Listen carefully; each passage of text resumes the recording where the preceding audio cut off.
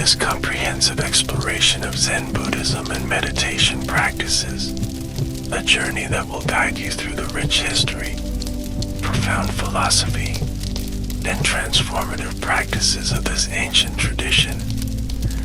As we begin this peaceful exploration together, I invite you to settle into a comfortable position, allowing your body to relax and your mind to become receptive to the wisdom that has guided seekers for over 1,000 years. Zen Buddhism represents one of the most influential spiritual traditions in human history, offering insights that transcend cultural boundaries, religious dogmas, and the limitations of intellectual understanding. At its core, Zen is about direct experience rather than theoretical knowledge, about being fully present rather than lost in thought, about seeing reality as it truly is, without the filters of our conditioned minds.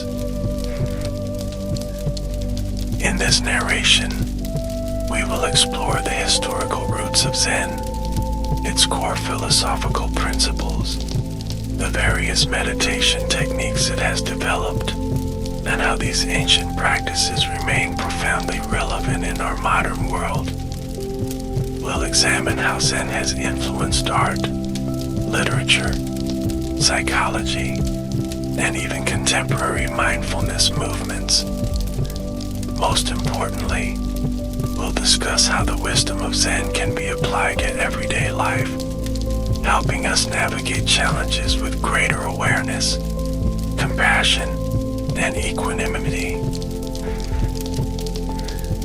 Let us begin by exploring the historical origins of Zen Buddhism, tracing its development from ancient India to China, Japan, and eventually to the West.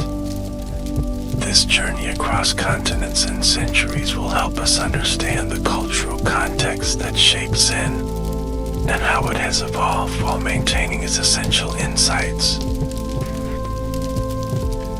The story of Zen begins with the historical Buddha, Siddhartha Gautama, who lived in India around the 5th century BC.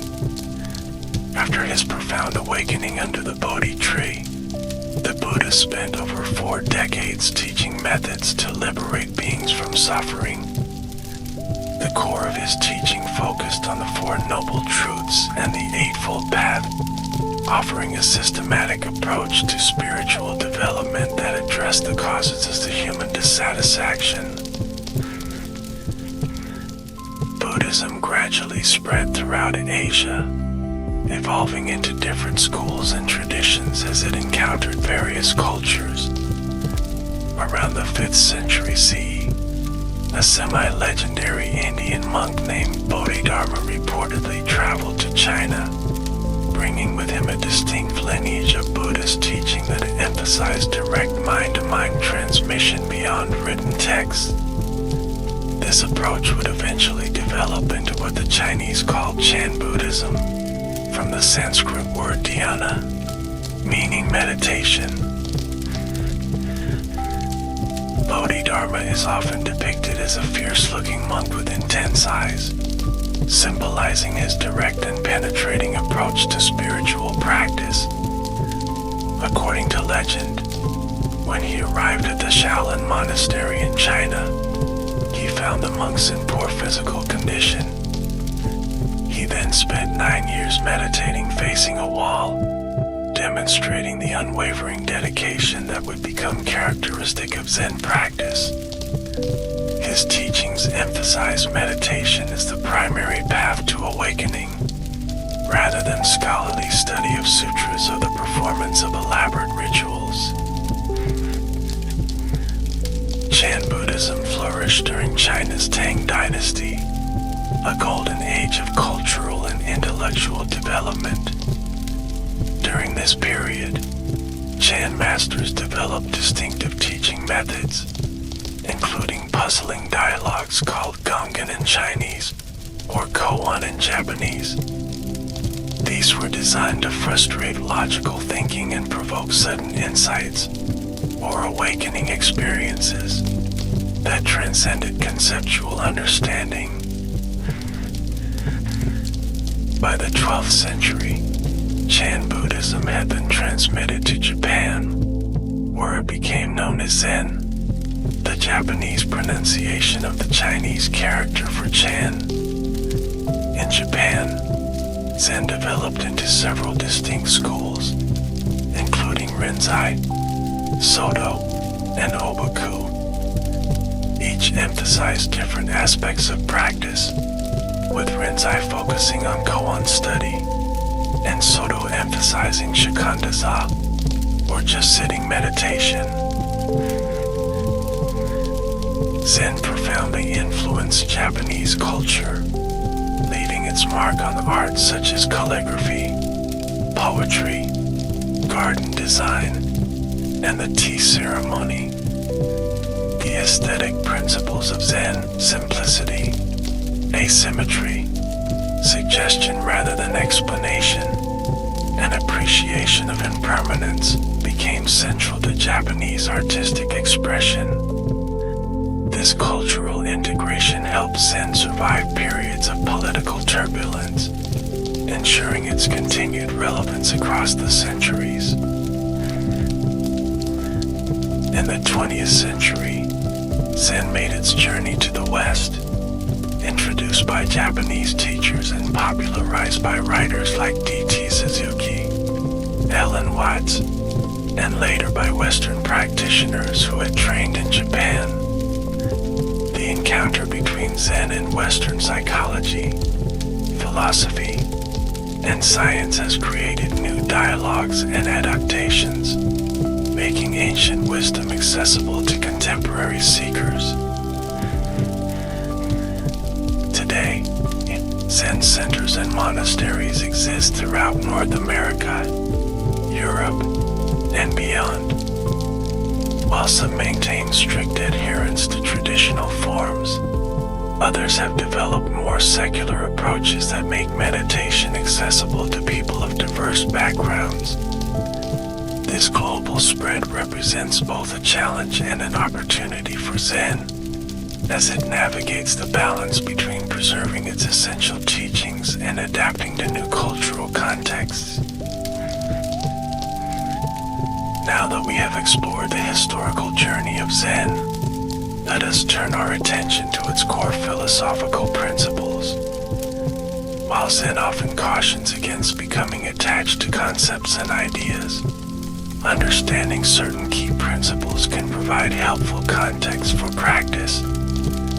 At the same time, we should remember the famous Zen saying that the finger pointing to the moon is not the moon itself, meaning that concepts about reality should never be confused with direct experience.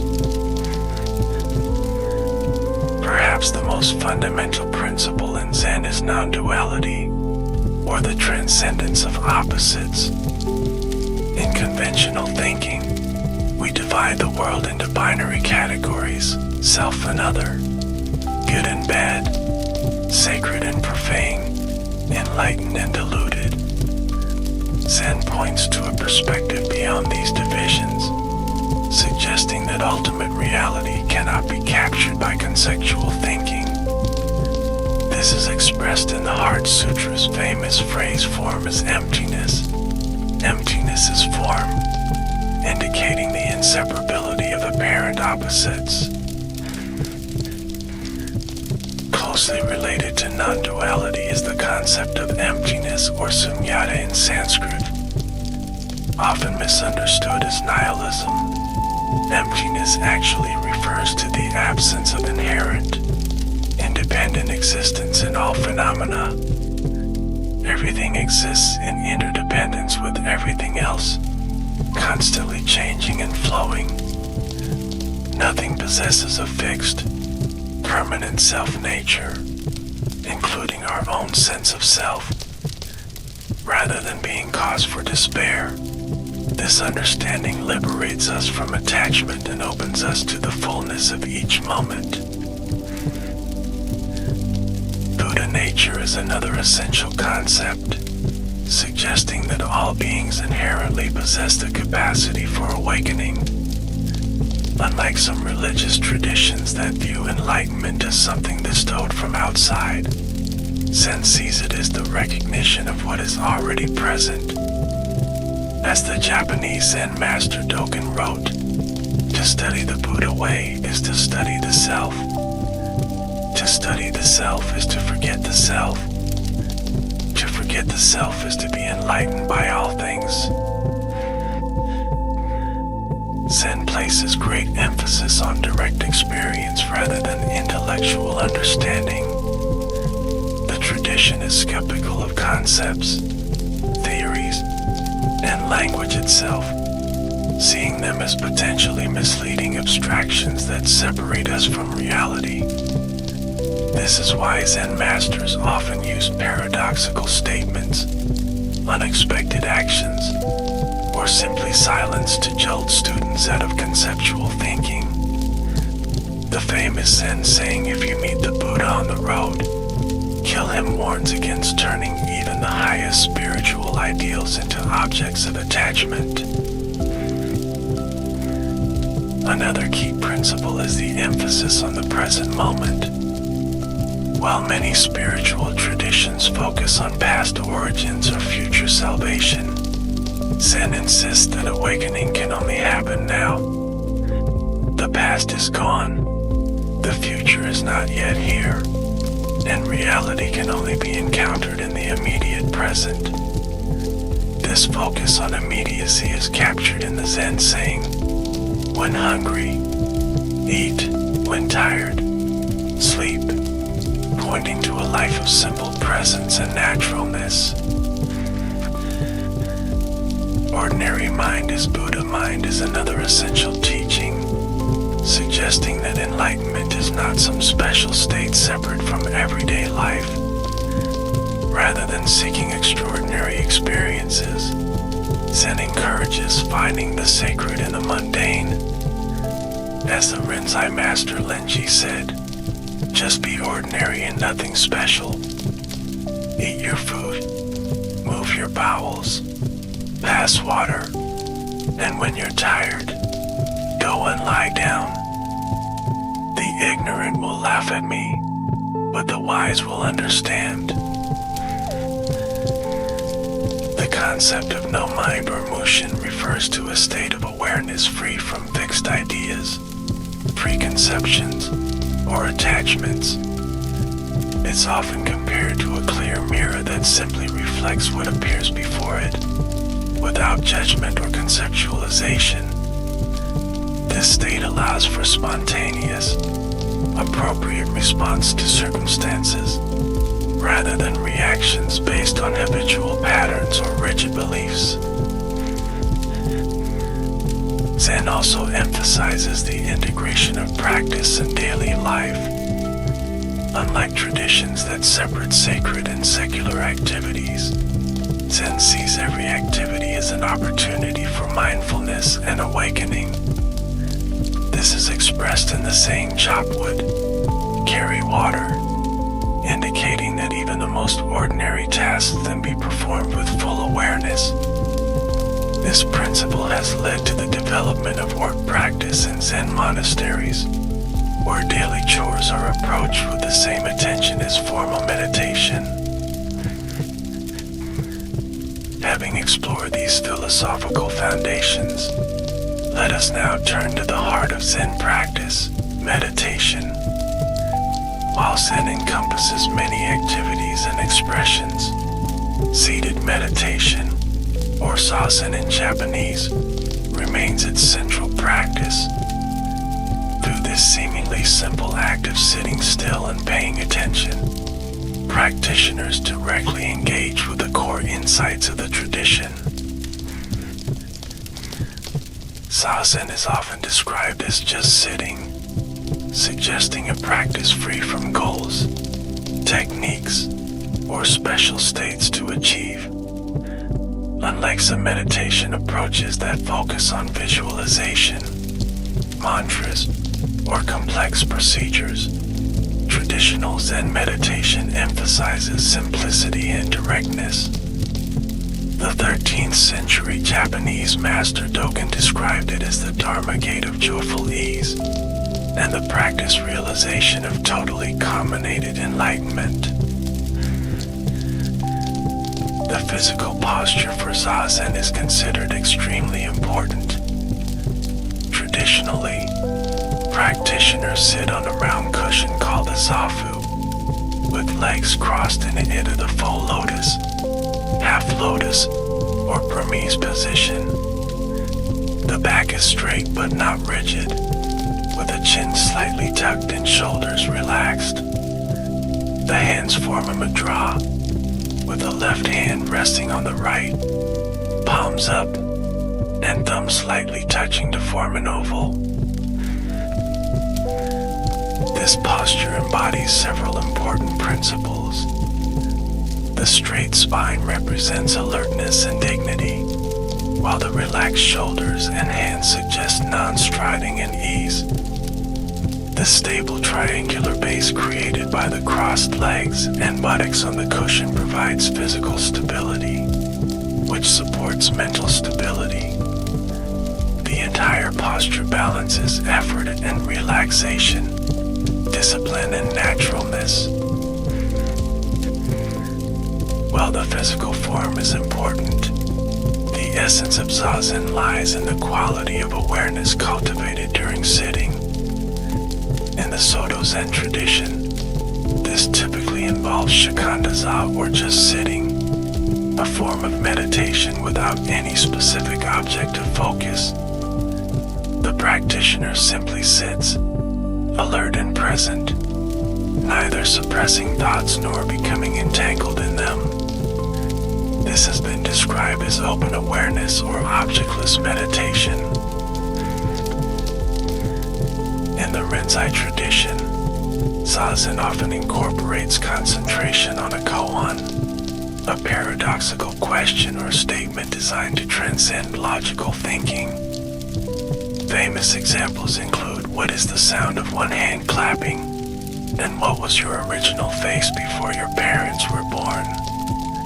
The practitioner contemplates these questions not to solve them intellectually, but to exhaust the discriminating mind and provoke a direct insight into reality. Breath awareness is another common approach in Zen meditation. Some teachers instruct students to count breaths, typically from 1 to 10 and then starting over. Others suggest simply following the natural rhythm of breathing, noticing the sensations of inhalation and exhalation without trying to control them. The breath serves as an anchor to the present moment, always available as a point of return when the mind wanders. Regardless of the specific technique, Zazen involves intimate acquaintance with one's own mind. Practitioners observe thoughts, emotions, and sensations arising and passing, without identifying with them or pushing them away.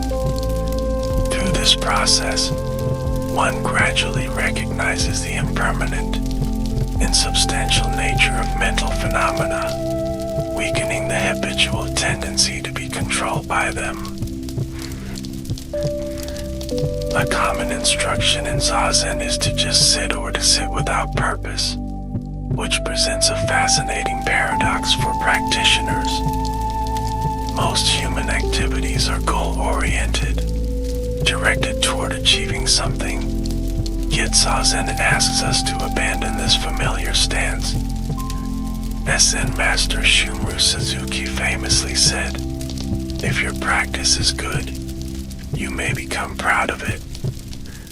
What you do is good, but something more is added to it. Pride is extra. Right effort must be based on a true understanding of our practice." In traditional Zen training, Zazen is practiced for extended periods. In monasteries, monks may sit for multiple sessions daily, with each session lasting 30 to 50 minutes. During intensive retreat periods known as session, practitioners may sit for up to 10 or more hours per day, interspersed with walking meditation, meals, and short rest periods. This intensive practice creates a container for deep exploration of consciousness. Physical discomfort inevitably arises, providing opportunities to observe reactions to pain, resistance, and frustration. The strictly regulated environment removes usual distractions and stimuli, allowing subtle patterns of mind to become more visible. Through this demanding practice, practitioners develop concentration, resilience, and insight. Beyond seated meditation, Zen emphasizes mindfulness in all activities. Walking meditation, called kinhin in Japanese, is practiced between sitting periods. The practitioner walks slowly and deliberately, coordinating movement with breath, maintaining the same quality of awareness as in seated meditation. This practice helps integrate meditative awareness with physical movement, bridging formal practice and daily activities. Work practice, or semu, extends meditation into necessary tasks. In monasteries, activities like cooking, cleaning, gardening, and maintenance are all approached as opportunities for mindfulness.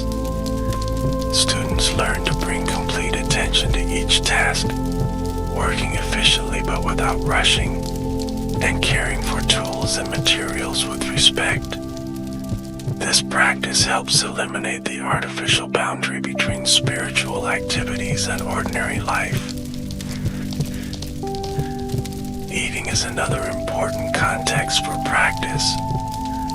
In Zen monasteries, formal meals called uryoki are conducted in silence, with elaborate rituals governing every aspect of the meal. Practitioners eat mindfully, appreciating the food, acknowledging its sources, and consuming it without waste. This practice transforms a basic biological necessity into an opportunity for gratitude, awareness, and community.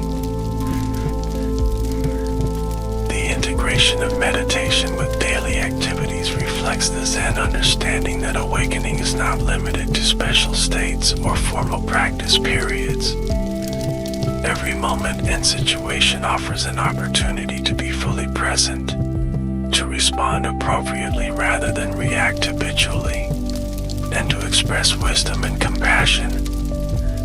As the Japanese Zen master Dogen wrote, to study the Buddha way is to study the self. To study the self is to forget the self. To forget the self is to be enlightened by all things. Let us now explore some of the obstacles commonly encountered in Zen practice and traditional approaches to working with them.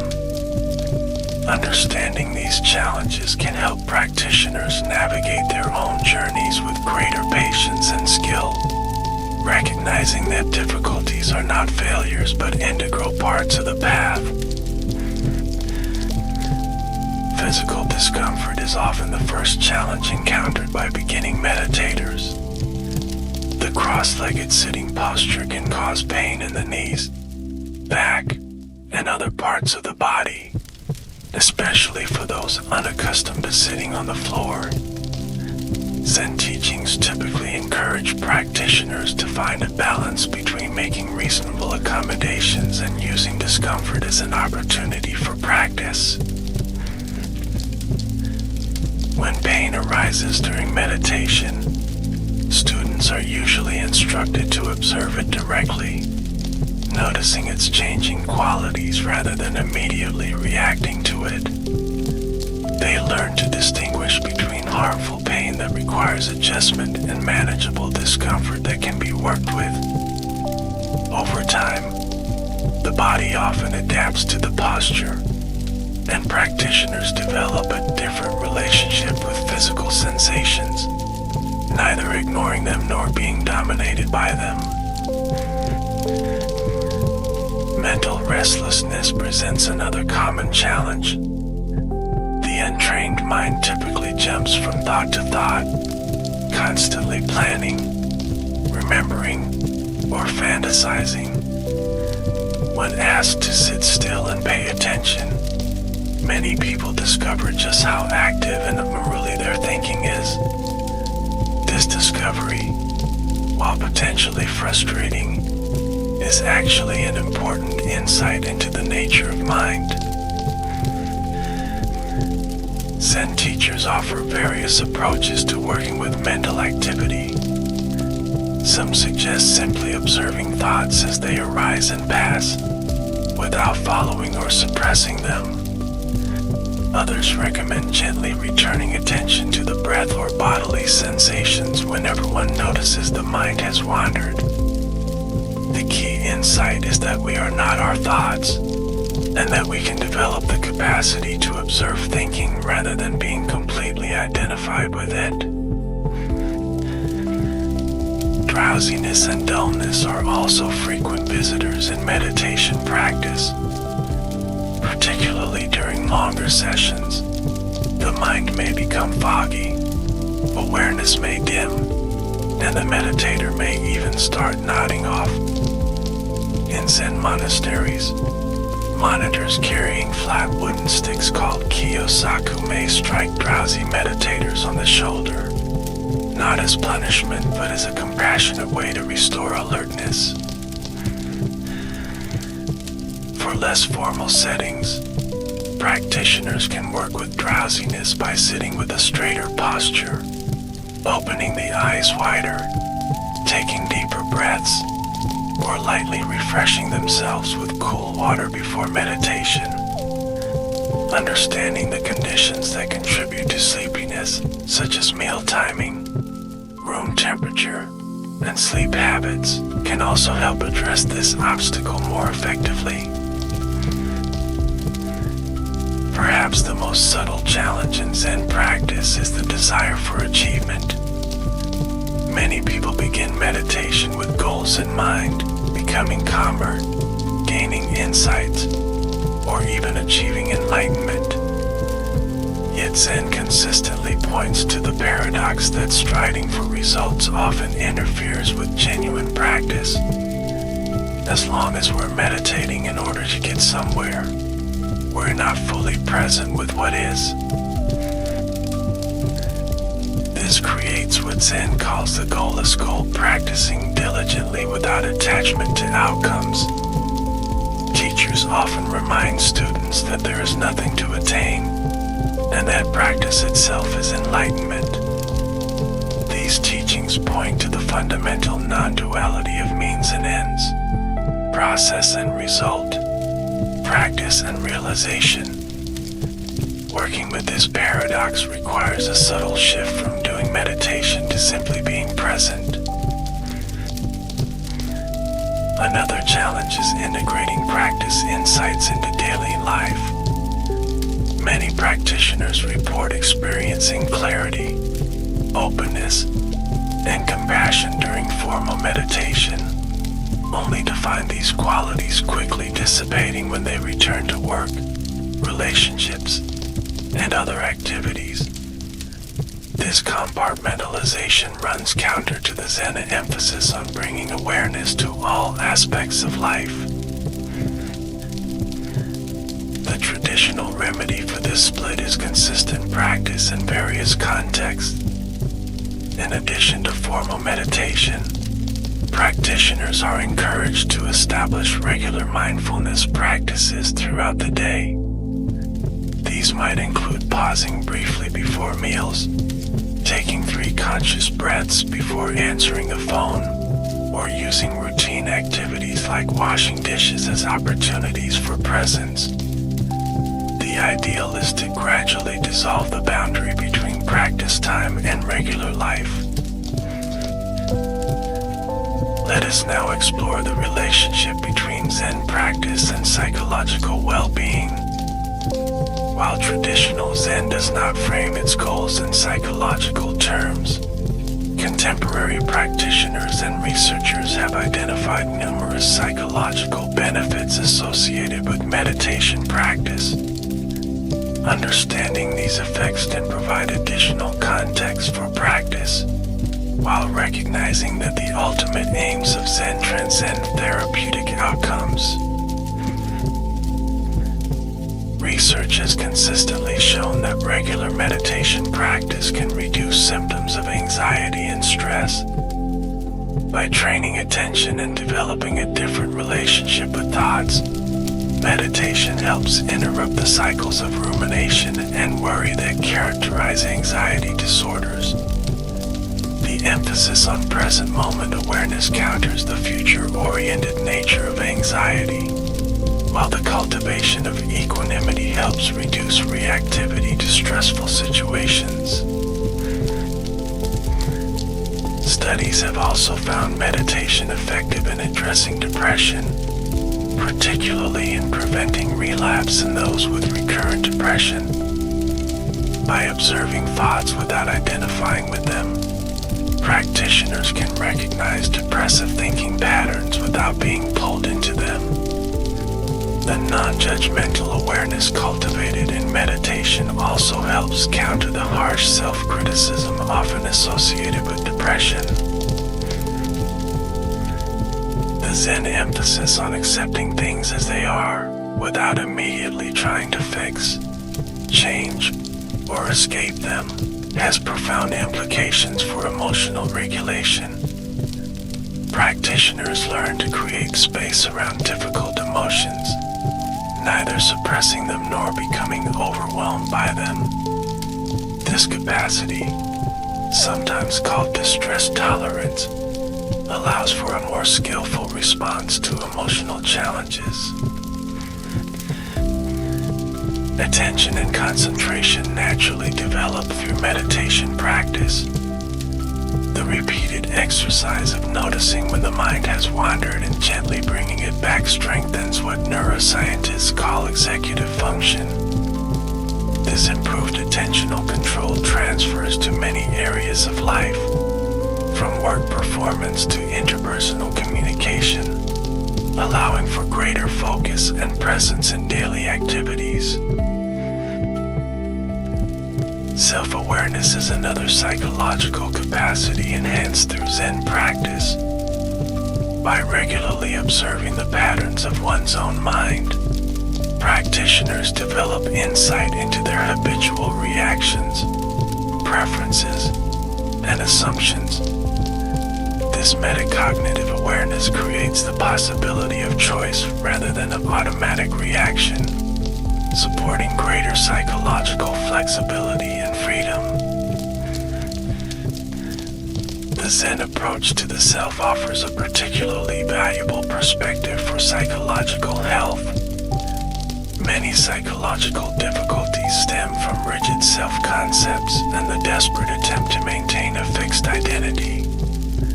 Zen practice reveals the constructed and impermanent nature of the self, not to annihilate identity, but to hold it more lightly. This perspective can be especially helpful in addressing issues related to perfectionism, imposter syndrome, and excessive self-criticism. Compassion and empathy tend to develop naturally through sustained practice. As practitioners recognize their own suffering and witness the universal nature of struggle, heart-centered qualities often emerge spontaneously. The non-dual perspective of Zen, which recognizes the fundamental interconnectedness of all beings, provides a philosophical foundation for compassionate action. This extends beyond sentiment to a practical commitment to reducing suffering for self and others. It's important to note that while meditation can offer significant psychological benefits, it is not a panacea. For individuals with certain conditions, such as trauma histories, severe depression, or psychosis, Meditation should be approached cautiously and preferably with professional guidance. Some experiences that arise in deep practice may be overwhelming without appropriate support, highlighting the importance of working with qualified teachers. The relationship between Zen and modern psychology represents a fascinating dialogue between Eastern contemplative traditions and Western scientific approaches. Psychologists like Carl Jung, Erich Fromm, and Karen Horney were among the first to recognize the psychological insights embedded in Zen. More recently, mindfulness-based interventions like mindfulness-based stress reduction and mindfulness-based cognitive therapy have adapted Buddhist practices for clinical settings, demonstrating their effectiveness through rigorous research. Contemporary neuroscience has also begun investigating the effects of meditation on the brain. Studies using technologies like Fourier-EEG have found that long-term meditators show differences in brain structure and function compared to non-meditators. These include increased gray matter in regions associated with attention, sensory processing, and emotional regulation. Even relatively brief meditation training has been shown to produce measurable changes in brain activity. While these scientific validations are encouraging, traditional Zen maintains that the deepest aspects of practice transcend what can be measured or conceptualized. The ultimate goal is not better brain function or even psychological well-being, but a profound shift in how we experience ourselves and reality. This transformation, sometimes called awakening or realization, points to dimensions of experience that scientific methods may not fully capture. Let us now explore the relationship between Zen and various forms of creative expression. Throughout its history, Zen has influenced and been expressed through art such as poetry, painting, calligraphy, garden design, and martial arts. These creative forms embody Zen principles in ways that transcend conceptual understanding, offering different avenues for experiencing the essence of the tradition. Zen poetry, particularly in the form of haiku, represents one of the most accessible expressions of Zen aesthetics.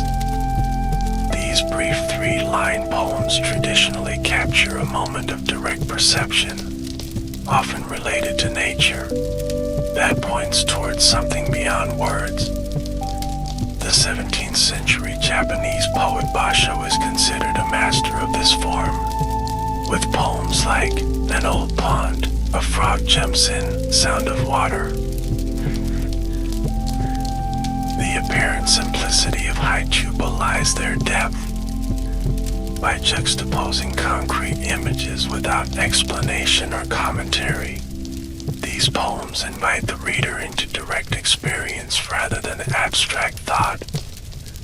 They embody the Zen principle of nothing special, finding profound meaning in ordinary moments rather than seeking extraordinary experiences. The seasonal references traditionally included in haiku also reflect a Zen appreciation of impermanence and natural cycles. Zen painting, particularly in the tradition of Zenga or Zen-inspired art, offers another window into the aesthetic principles of the tradition. These works typically feature minimal brushstrokes, substantial empty space, and subjects drawn from nature or Zen teachings. Famous examples include Hakuin's portraits of Bodhidharma, Sengai's circle, triangle, square painting, and countless depictions of natural subjects like mountains, bamboo, and the moon. Unlike Western art traditions that often prize technical virtuosity and elaborate detail, Zen painting values spontaneity, directness, and the ability to capture the essence of a subject with minimal means. The artist typically works quickly, without sketching or correction, embodying a state of unself-conscious presence that itself represents Zen practice. The resulting images serve not merely as aesthetic objects but as invitations to the same quality of awareness that produced them. Calligraphy holds special significance in Zen traditions, particularly in Japanese Zen. The brush writing of characters from sutras, poems, or Zen sayings is considered a form of meditation. The calligrapher must be fully present, combining technical skill with spontaneous expression. Each stroke reflects the state of mind at the moment of its creation, making the finished work a record of presence rather than just an aesthetic object. Zen gardens, especially the dry landscape or kare-sansui style, represent another profound expression of Zen aesthetics and philosophy. These gardens typically feature carefully raked gravel or sand, minimal plantings, and strategically placed rocks. The famous garden at Ryoanji Temple in Kyoto consists simply of 15 rocks arranged on a rectangle of raked gravel, yet has inspired contemplation for centuries. These gardens embody numerous Zen principles, the emphasis on empty space or ma, the suggestion rather than explicit statement, the balance of natural and human elements, and the invitation to quiet contemplation. They create environments that naturally quiet the discursive mind, allowing for a more direct, non-conceptual experience of reality. In this sense, they function as three-dimensional manifestations of Zen teaching. The Japanese tea ceremony, or chado, the way of tea, represents another cultural practice deeply influenced by Zen. Developed into its current form largely by Zen no Rikyu in the 16th century, the ceremony elevates the simple act of preparing and serving tea into a meditative art form. Every gesture is performed with full attention, and the aesthetic emphasizes qualities like rusticity, imperfection, and transience. The tea ceremony exemplifies the Zen principle of finding the extraordinary in the ordinary. The host and guests create a temporary community focused entirely on the present moment, appreciating simple objects, movements, and sensory experiences. The small tea room becomes a sacred space, not through elaborate decoration, but through the quality of awareness brought to every element of the gathering. Martial arts, particularly traditions like Kyudo, archery, Iaido, swordsmanship, and Aikido, have also been profoundly shaped by Zen principles. These disciplines involve rigorous physical training, but their ultimate aim transcends technical mastery to encompass mental and spiritual development. The practitioner learns to act from a state of focused presence, free from hesitation, fear, or egoistic concern. In Kyudo, for instance, the archer aims not just to hit the target but to unify body, breath, and mind in a perfect moment of release. As described in Eugene Herrigel's classic Zen and the Art of Archery, the goal is to reach a state where it shoots rather than I shoot. This transcendence of the subject-object division represents the essence of Zen insight expressed through physical discipline. These various art forms share certain aesthetic principles that reflect core Zen values. Simplicity, Kanso, values clarity and avoidance of the unnecessary. Asymmetry, Fukansi, recognizes that perfect balance often comes through apparent imbalance. Naturalness, Shizen, prizes that which appears unforced and uncontrived. These and other principles like suggestion, tranquility, and impermanence create a distinctive aesthetic that both expresses and cultivates Zen insight. In the modern world, these traditional art forms continue to be practiced, while Zen aesthetics have also influenced contemporary creative expression across cultures. Minimalist architecture, certain forms of abstract art, and even approaches to design and technology sometimes draw inspiration from Zen principles. The emphasis on simplicity, functionality, and the elimination of the unnecessary resonates with many modern sensibilities. Now let us turn our attention to the practice of Zen in everyday life. While formal meditation and traditional arts are important, the true test of Zen practice lies in how it informs our moment-to-moment existence. As the saying goes, after enlightenment, the laundry, pointing to the importance of bringing awareness to ordinary activities. One of the most fundamental practices for everyday life is mindful attention to bodily activities. Walking, eating, washing dishes, or brushing teeth can all become opportunities for practice when approached with full awareness. This doesn't require anything special beyond noticing sensations, movements, and the direct experience of these activities. By repeatedly returning to this simple presence, we counteract the habit of living on autopilot. Work offers particularly rich opportunities for practice. Whether our work involves physical labor, intellectual activity, caregiving, or creative expression, we can approach it with the same attention brought to formal meditation. This might mean focusing completely on one task at a time, maintaining awareness of bodily sensations while working, or bringing curious attention to habitual reactions that arise during workplace challenges. The Zen approach to work includes doing what needs to be done without excessive concern for results or recognition.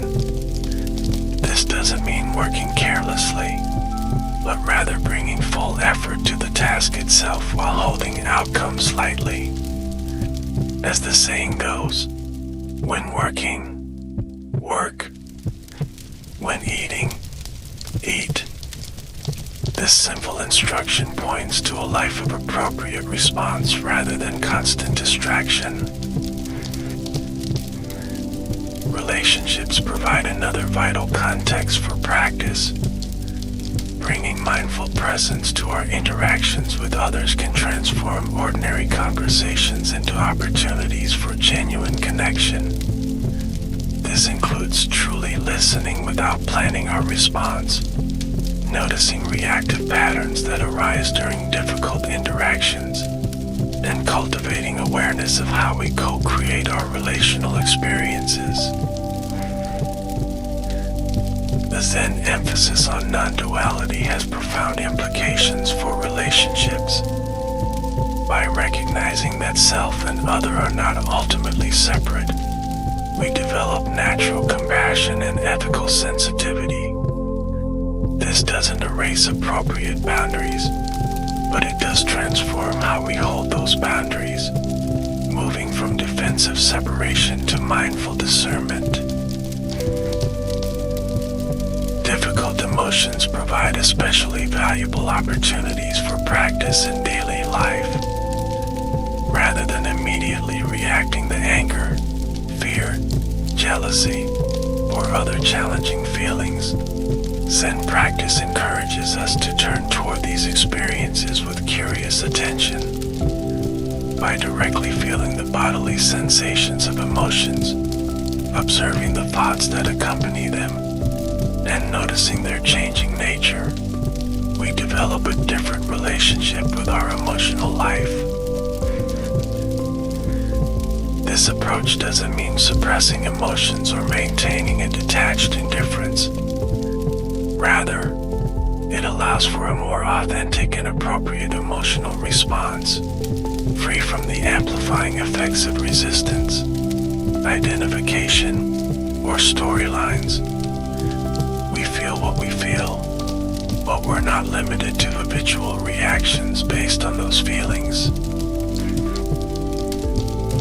The experience of physical pain and illness also offers opportunities for practice. By bringing mindful awareness to discomfort, we can distinguish between the raw sensations themselves and the additional suffering created by resistance, catastrophizing, or identification. This doesn't replace appropriate medical care, but it can complement it by changing our relationship to inevitable physical challenges. Daily transitions provide natural occasions for brief moments of practice. The moments before getting out of bed, while waiting for a bus, before eating a meal, or when arriving home from work can become pause points for reconnecting with awareness. Even a few conscious breaths during these transitions can interrupt autopilot and refresh our presence. Nature offers particularly supportive conditions for bringing Zen awareness into daily life. Taking time to fully experience natural environments, whether a forest, beach, garden, or simply the sky visible from an urban window, can awaken a sense of connection and perspective. The directness of sensory experience in nature bypasses conceptual thinking, inviting the same quality of presence cultivated in formal meditation.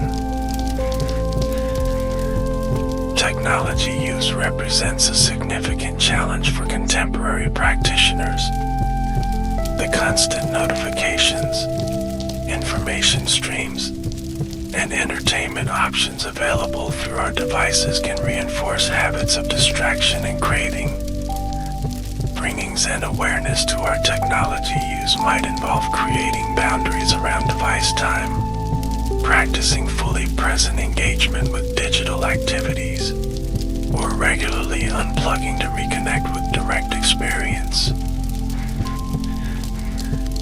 Simple daily rituals can help anchor awareness in an everyday life. Morning practices like mindfully preparing tea, taking a few minutes for meditation, or setting an intention for the day create a foundation of mindfulness. Similarly, evening rituals like reflecting on the day without judgment, consciously relaxing the body, or expressing gratitude can bring closure and perspective. The cultivation of gratitude aligns naturally with Zen practice. By regularly acknowledging the countless conditions that support our existence, from the breath that sustains us to the countless people involved in producing our food, clothing, and shelter, we counter the tendency toward entitlement and complaint. This appreciation isn't forced positivity, but a recognition of the interdependent nature of reality. Let us now explore how Zen principles might be applied to some of the distinctive challenges of modern life. While traditional teachings emerged in very different cultural contexts, their insights about human experience remain relevant to contemporary concerns. Indeed, Many aspects of Zen practice seem particularly well suited to addressing the specific difficulties of our time. The pace and complexity of modern life create unprecedented demands on our attention. With information, entertainment, and communication constantly available, many people experience a state of continuous partial attention, never fully engaged with anything. This fragmentation of awareness contrasts sharply with the Zen emphasis on wholehearted presence. Zen practice offers a countercurrent to this trend, training us to fully attend to one thing at a time. Whether we're eating, conversing, working, or resting, the invitation is to be completely there. This doesn't mean rejecting technology or modern conveniences, but rather developing the capacity to use them mindfully rather than being unconsciously driven by them. The consumer culture that dominates much of contemporary society presents another challenge. Constant messaging suggests that satisfaction comes through acquisition, achievement, or status. This creates a cycle of creating and temporary fulfillment, followed by renewed dissatisfaction. The resulting habits of consumption affect not only individual well-being but also social equity and environmental sustainability. Zen offers a radical alternative through its emphasis on finding contentment in simplicity. Traditional monastic practice demonstrates that deep satisfaction is available with minimal material possessions, while the aesthetic principle of wabi-sabi finds beauty in the imperfect, impermanent, and modest. For contemporary practitioners, this might translate into conscious choices about consumption, appreciation of what is already present, and finding value beyond material acquisition. Environmental challenges represent one of the most pressing issues of our time. Climate change, biodiversity loss, pollution, and resource depletion threaten the foundations of human and ecological well-being. These complex problems can provoke feelings of helplessness, denial, or despair, making effective response difficult. The Zen perspective of interdependence offers both practical and psychological resources for engaging with ecological concerns. By recognizing that we are not separate from the natural world but integrally part of it, we develop a different relationship with environmental issues. This shift in perception can inspire more sustainable choices while also addressing the emotional challenges of engaging with systemic problems. Political polarization characterizes many contemporary societies, with increasing division between ideological groups and diminishing capacity for dialogue across differences. Social media algorithms, partisan news sources, and geographical sorting reinforce separation, while dehumanizing rhetoric undermines the possibility of finding common ground. Zen practice cultivates qualities that can help navigate this challenging landscape. The ability to hold strong convictions without rigid attachment to views, to listen deeply to those with different perspectives, to recognize shared humanity beyond ideological differences, and to respond compassionately rather than reactively. All these capacities support constructive engagement with political realities. While Zen doesn't provide specific political positions, it offers resources for approaching politics with greater wisdom and compassion. Work-life balance presents another significant challenge in contemporary society. people struggle with overwork, burnout, and the difficulty of maintaining boundaries between professional responsibilities and personal renewal.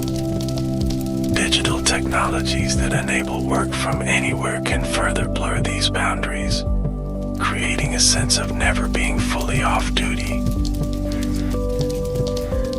The Zen tradition offers insights for navigating this terrain. The principle of non-separation between practice and daily life suggests that work itself can be approached as spiritual practice, bringing the same qualities of presence, care, and appropriate effort to professional activities as to formal meditation. At the same time, Zen emphasizes the importance of cycles and rhythms, acknowledging that periods of activity naturally alternate with periods of rest. Identity concerns occupy significant attention in contemporary culture. Questions about who we are in terms of gender, sexuality, ethnicity, nationality, religion, and other categories can become sources of both meaning and conflict. These identities may provide an important sense of belonging and recognition, while also potentially creating new forms of separation or essentialism. Zen offers a nuanced perspective on identity through its teaching on non-self. Rather than rejecting conventional identities, this view invites holding them more lightly, recognizing their constructed and impermanent nature without denying their relative importance. This middle way approach allows for honoring specific identities and addressing historical injustices while not becoming fixated on categories that ultimately cannot contain the fullness of human experience. The rapid pace of technological change presents both opportunities and challenges for contemporary practitioners. Artificial intelligence, virtual reality, genetic engineering, and other emerging technologies are transforming how we work, communicate, heal, and even define ourselves as humans. These developments raise profound questions about ethics, values, and the nature of consciousness itself. Zen principles offer resources for engaging thoughtfully with technological change. The emphasis on direct experience encourages maintaining connection with embodied reality even as virtual environments become more immersive. The recognition of interdependence highlights how technological choices affect social and ecological systems.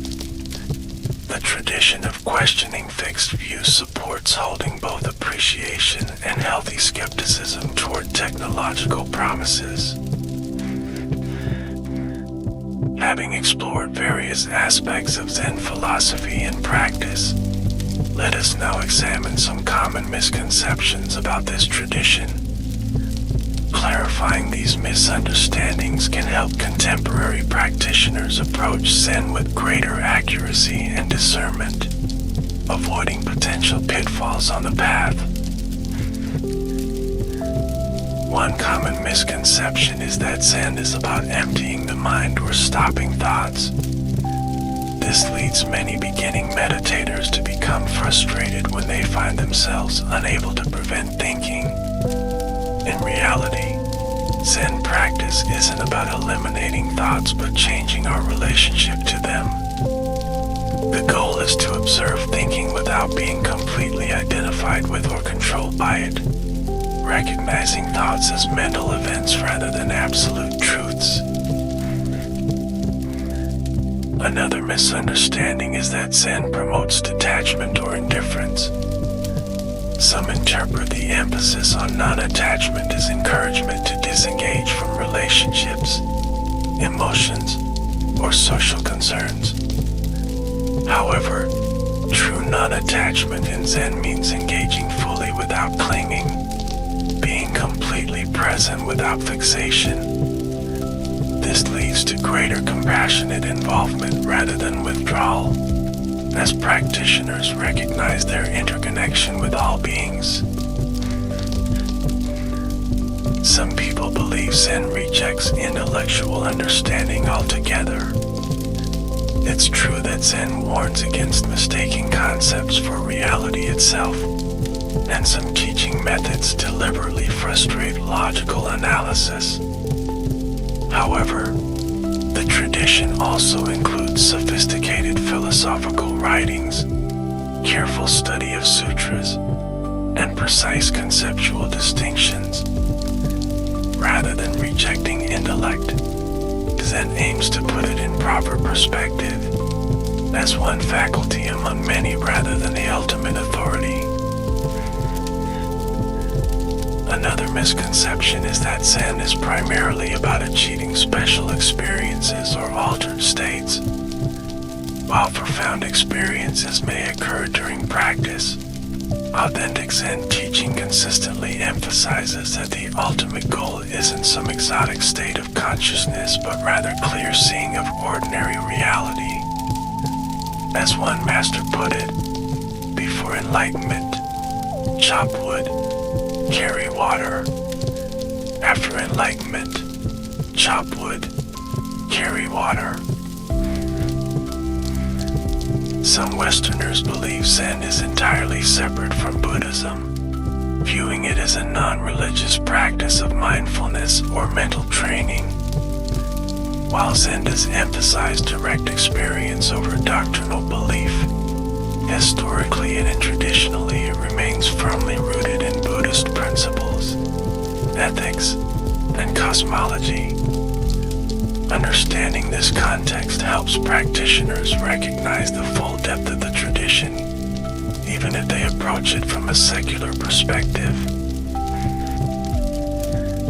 There's also a misconception that Zen practice should always feel peaceful or pleasant. In reality, sincere practice often brings practitioners into contact with difficult emotions, painful memories, or challenging insights about themselves. The path includes both tranquility and disturbance, clarity and confusion, as different aspects of experience are encountered and worked through. Another common misunderstanding is that Zen is incompatible with other religious traditions. While Zen does have its own distinct approach, many practitioners have found ways to integrate Zen practice with Christian, Jewish, Muslim, or other religious commitments. The emphasis on direct experience rather than doctrinal belief creates possibilities for dialogue and cross-fertilization across traditions. Some people approach Zen as a form of self-improvement, seeking to create a better, more successful, or more spiritually advanced version of themselves. This misunderstands the fundamental insight of Zen, which points to the illusory nature of the separate self that we're trying to improve. Rather than enhancing the ego, authentic practice gradually reveals its constructed nature, opening to a more fundamental identity beyond self-concept. A final misconception is that Zen requires withdrawal from ordinary life into monasteries or intensive retreats. While these traditional forms remain valuable, Zen has always included lay practitioners who integrated practice with family, work, and social responsibilities. Indeed, bringing awareness to everyday activities represents the combination of practice rather than a compromise. Let us now explore how to begin and sustain a Zen practice in contemporary life. Whether you're drawn to this tradition for spiritual reasons, psychological benefits, philosophical interest, or cultural appreciation, these practical guidelines can help establish a foundation for meaningful engagement. Starting with meditation is the most direct way to experience what Zen is about. Begin with short sessions, perhaps 10 or 15 minutes, and gradually increase the duration as your capacity develops. Consistency matters more than length, so a daily practice of 20 minutes is more beneficial than occasional longer sessions. Early morning often works well, as the mind may be clearer before the day's activities begin. For seated meditation, create a designated space if possible. This doesn't require elaborate decoration, just a clean, quiet area with minimal distractions. Use a firm cushion that elevates your hips and supports a straight spine, or sit in a chair if floor sitting is uncomfortable. The physical arrangement should support alertness while allowing reasonable comfort. Begin by taking a few deep breaths and settling into your posture. Notice points of contact with a cushion or chair. Feel the weight of your body and allow your spine to be upright but not rigid. Rest your hands in your lap, palms up, with the left hand on top of the right and thumb slightly touching. Keep your eyes slightly open with a soft gaze downward about 45 degrees. For breath awareness practice, simply direct your attention to the natural sensations of breathing. You might notice the movement of the abdomen, the feeling of air at the nostrils, or the overall rhythm of inhalation and exhalation. When you notice your mind has wandered, which will happen repeatedly, gently return attention to the breath without judgment. For just sitting practice, maintain an open awareness of whatever arises in your experience. Rather than focusing on a specific object like the breath, simply be present with sounds, sensations, thoughts, and emotions as they come and go. When you notice yourself getting caught in thoughts, gently return to this open, receptive awareness. Connecting with a teacher and community greatly supports practice development. Look for Zen centers, meditation groups, or online sanghas where you can receive instruction, ask questions, and practice with others.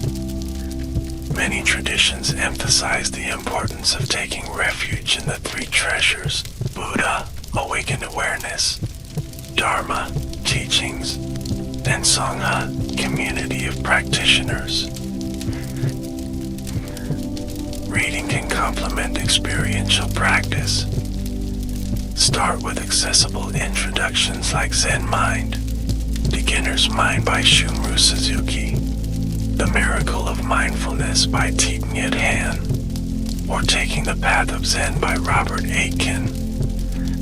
Later, you might explore classical texts like the Platform Sutra, Dogen Shobo Genzo, or collections of koans. Regular retreats provide opportunities to deepen practice through more intensive periods of meditation.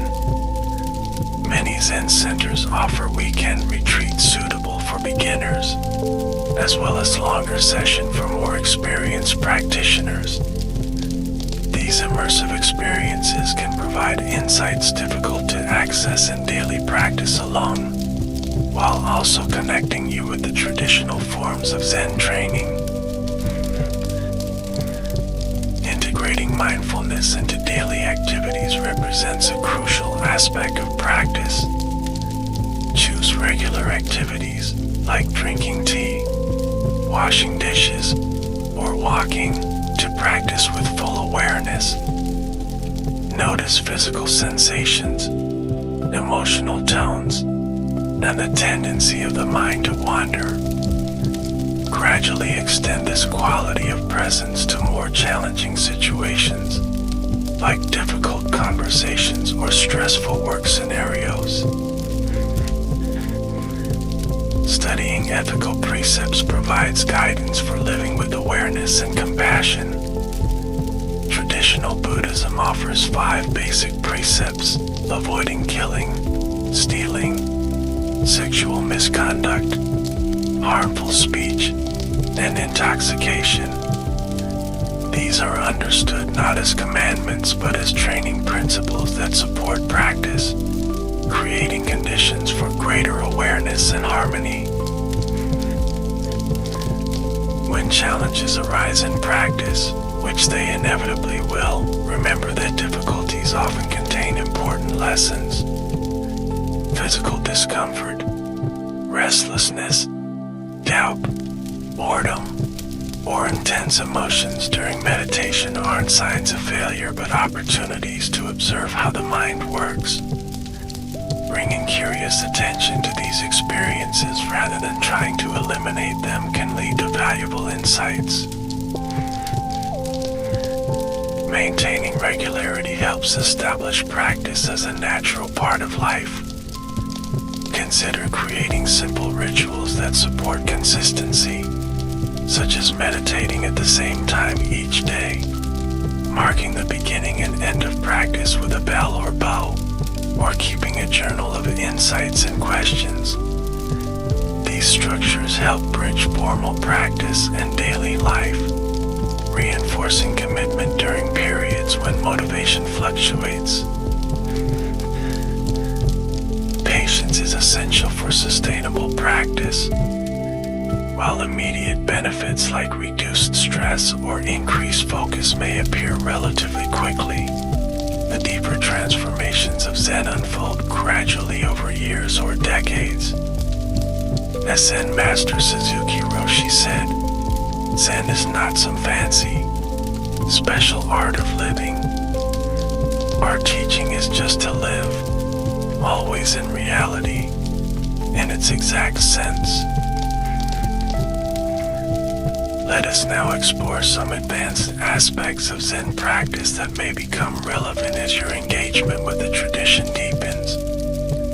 These elements often emerge gradually through sustained practice, study with qualified teachers, and integration of Zen principles into daily life. Koan practice represents one of the distinctive features of some Zen lineages, particularly those in the Rinzai tradition. Koans are paradoxical stories, questions, or statements that cannot be resolved through logical thinking. Famous examples include: what is the sound of one hand clapping? What was your original face before your parents were born? And does a dog have Buddha nature? Working with koans typically occurs under the guidance of an authorized teacher. The student contemplates the koan during meditation, bringing complete attention to it without trying to figure it out intellectually. Periodically, they meet with a teacher in private interviews called dokusan to present their understanding. The teacher may offer guidance, reject inadequate responses, or confirm genuine insight. Rather than puzzles to be solved, koans function as devices to exhaust the logical, conceptualizing mind and precipitate a different mode of knowing. Through sustained engagement with these enigmatic teachings, practitioners may experience sudden insights that transform their understanding of self and reality. These breakthroughs typically require verification by a qualified teacher to ensure they represent authentic realization rather than intellectual constructions. The experience, often called Kensho or Satori, refers to moments of clear seeing or awakening that may occur during Zen practice.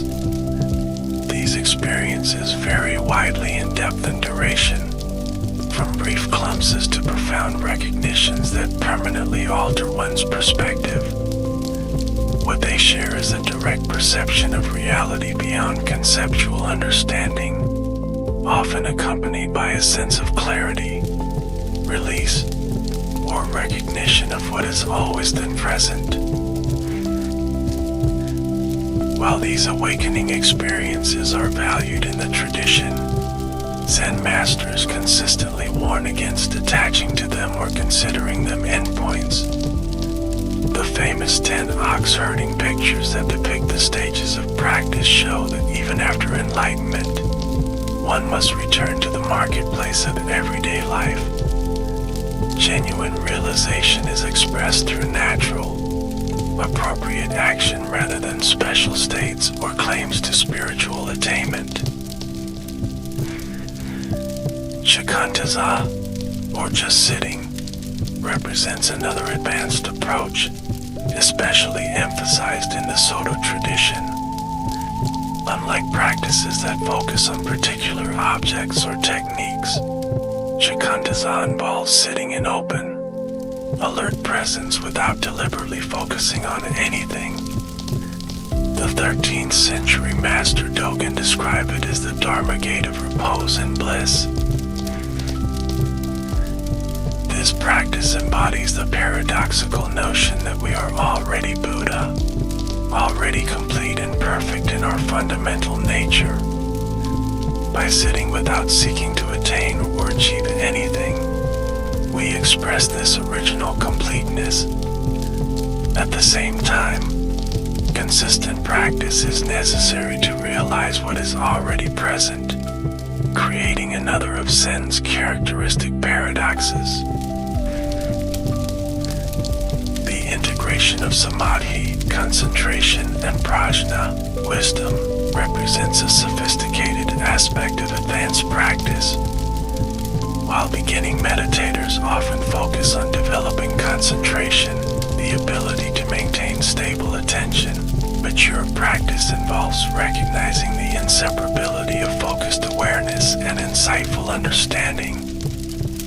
This integration allows for both deep absorption and penetrating clarity, neither lost in tranquility nor dispersed in analysis. The cultivation of Bodhi mind, or the aspiration to awaken for the benefit of all beings, becomes increasingly central as practice matures. This motivation transcends personal achievement or well-being, recognizing that individual liberation makes sense only in the context of universal concern. Advanced practitioners increasingly orient their efforts toward alleviating suffering wherever it appears, expressing compassion through appropriate action rather than abstract good wishes. Formal ceremonies and rituals take on deeper significance as practice develops. What might initially seem like empty formalities reveal themselves as embodied expressions of Zen understanding. Bowing, chanting, formal meals, and other ritual elements become opportunities to manifest complete presence, attention to detail, and harmony with others. Through these forms, practitioners express and deepen their realization in community. The precepts, or ethical guidelines, evolve from rules to be followed to natural expressions of awakened awareness. Advanced practitioners don't need to consult the list of do's and don'ts, but respond spontaneously from the recognition of interconnection with all beings. This doesn't mean ethical perfection, but rather an increasing alignment between insight and action, wisdom and compassion. The relationship between teacher and student takes on profound importance in advanced practice. Beyond providing meditation instructions, qualified teachers offer guidance tailored to individual needs, point out blind spots, and model embodied realization. Traditional Zen emphasizes the importance of face-to-face transmission, suggesting that certain aspects of the teaching can only be conveyed through direct relationship. This emphasis on transmission highlights another advanced aspect of Zen, the recognition that the deepest truths of the tradition cannot be fully captured in words or concepts. While intellectual understanding plays an important role, the essential insights of Zen ultimately transcend language. This is why the tradition employs multiple modalities: meditation, stories, physical gestures, creative expression, and everyday activities to point toward what cannot be directly stated. Let us now explore how Zen has evolved as it has moved into Western cultural contexts. This ongoing adaptation represents both opportunities and challenges for the tradition, raising questions about authenticity, cultural appropriation, and the balance between preservation and innovation. Zen began spreading to Western countries in the late 19th and early 20th centuries. D.T. Suzuki's writings introduced many intellectuals and artists to Zen concepts, while Japanese teachers like Nyogen Seinzaki and Sokein established early practice centers in America. After World War II, the pace of transmission accelerated, with influential teachers like Shunryu Suzuki, Yasutani Roshi, and later Maezumi Roshi training Western students who would become teachers themselves. This transmission has involved significant adaptation to Western cultural context. Many traditional elements have been modified, including the monastic schedule, the relationship between lay and ordained practice, the role of ritual, and the style of teacher-student interactions. While some centers maintain close adherence to Japanese, Korean, or Chinese forms, others have developed distinctively Western expressions of Zen. One notable adaptation has been the democratization of the tradition. Traditional Asian Zen hierarchies have often been flattened in Western contexts, with greater emphasis on equality, transparency, and shared governance. While this reflects Western cultural values, it also raises questions about whether something essential might be lost when traditional structures are abandoned. The role of women represents another significant area of change. While historical Zen included notable female practitioners and teachers, most Asian Zen institutions have been predominantly male. In Western countries, women have taken much more central roles as practitioners, teachers, and organizational leaders. This shift has encouraged the exploration of how gender dynamics affect spiritual practice and teaching relationships. Western psychology has significantly influenced how many people approach Zen. Contemporary practitioners often integrate psychological understanding with traditional practice, addressing issues like trauma, relationship patterns, or emotional development alongside meditation. This integration creates new possibilities while also potentially reshaping the goals and methods of the tradition. Scientific research on meditation represents another modern development. Studies examining the neurological, psychological, and physiological effects of meditation practices have provided evidence for their benefits while also suggesting mechanisms for how they worked.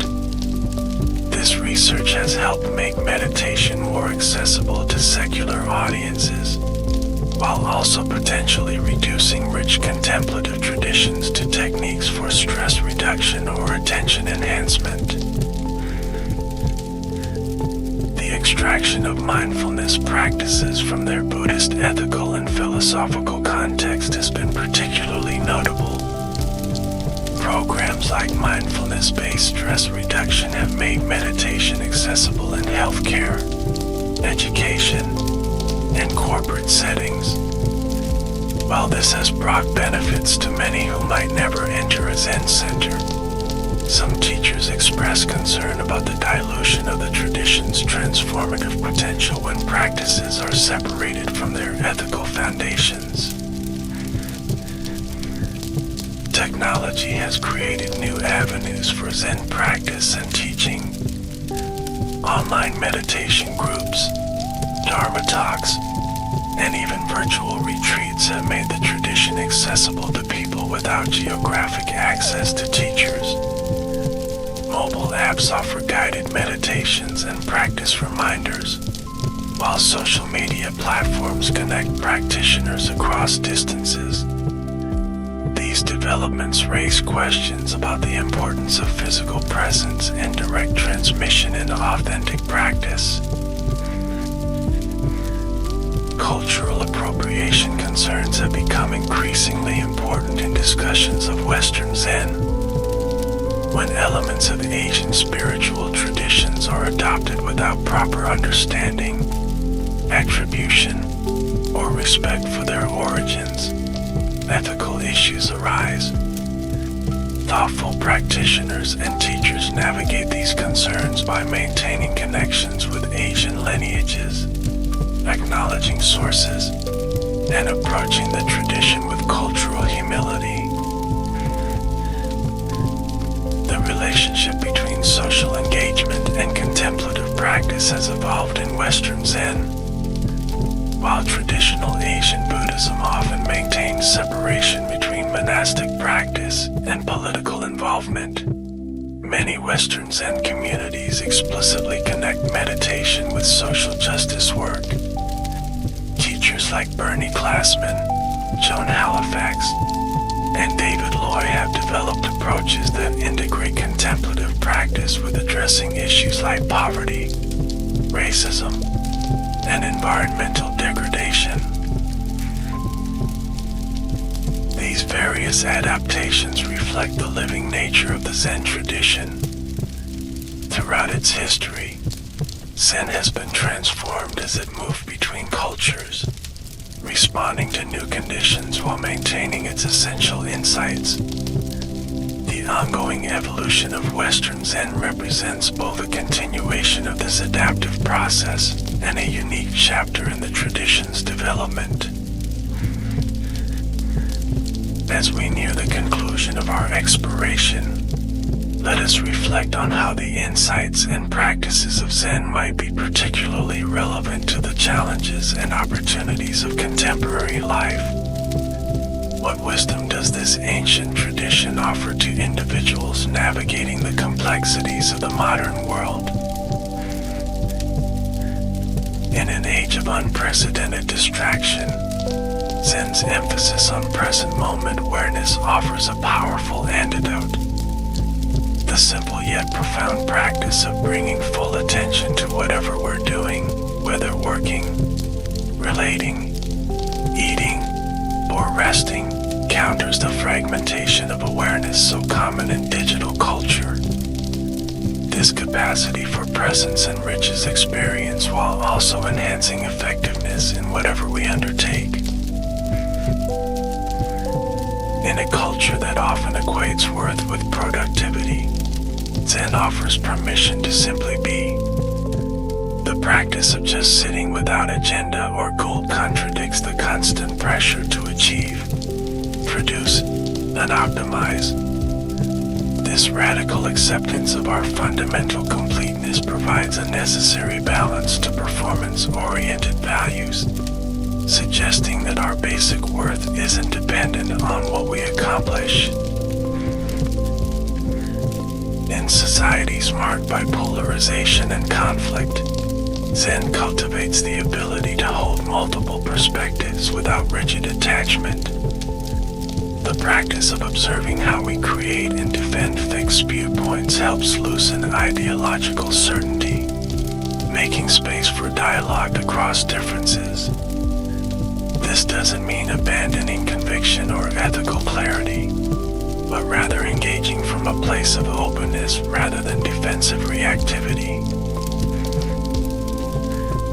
In consumer cultures that promote endless acquisition, Zen suggests that true satisfaction comes through simplicity and presence rather than accumulation. The aesthetic values of the tradition, finding beauty in the minimal, the imperfect, the humble, offer an alternative to constant upgrading and expanding. This perspective supports sustainable choices while also freeing us from the treadmill of consumption-based happiness. In the face of global challenges like climate change, Zen's recognition of interdependence provides both motivation and resilience for engagement. By directly experiencing our inseparability from the natural world, we develop genuine care that transcends abstract environmentalism. At the same time, the equanimity cultivated through practice helps us engage with overwhelming problems without burning out or shutting down. For those navigating psychological difficulties, Zen offers practical methods for working with challenging mind states. The practice of non-judgmental awareness creates space around thoughts and emotions, neither suppressing them nor being defined by them. This middle path between expression and repression supports psychological integration while developing greater freedom from conditioned patterns.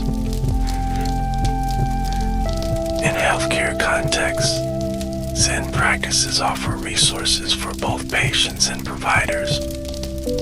For those facing illness or pain, mindfulness techniques provide ways to work skillfully with physical suffering, reducing the additional layer of resistance that often compounds difficulty. For healthcare workers, these same practices support presence with suffering, self-care amid challenging conditions, and connection with the deeper meaning of their work. For creative practitioners, Zen offers approaches that transcend both rigid technique and chaotic expression. The combination of disciplined form and spontaneous response cultivated in Zen arts applies to contemporary creative work across mediums.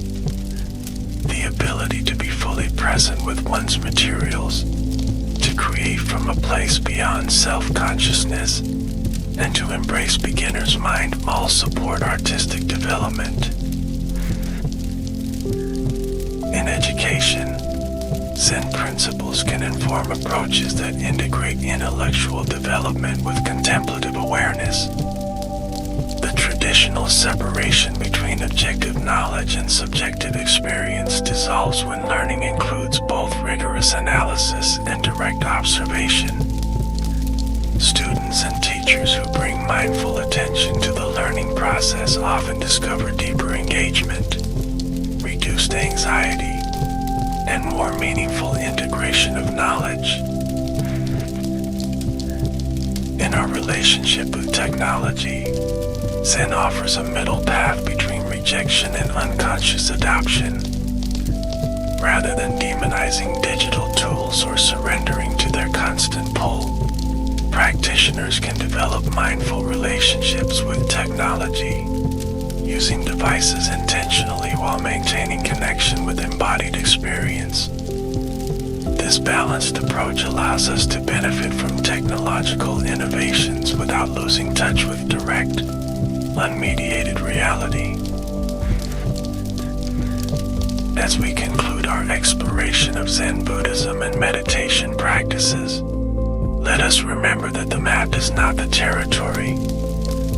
No matter how comprehensive a description, the The essence of Zen lies in direct experience rather than conceptual understanding. The tradition itself consistently points beyond words and ideas to the reality available in each moment.